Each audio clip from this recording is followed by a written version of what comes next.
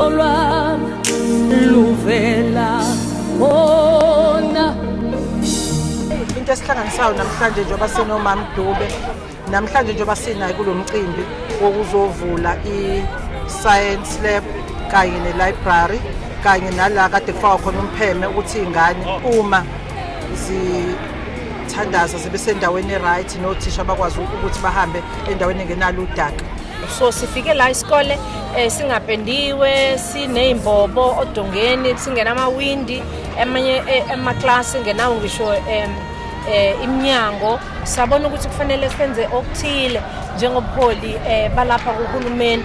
Kufanele sibambisane nama-stakeholders ethu njengoba besinosomabhizinisi bethu okuyibona abasilekelele ukuthi kwenzeke lezi zinhlelo ey'ndaweni zabantu bakithi abampofu.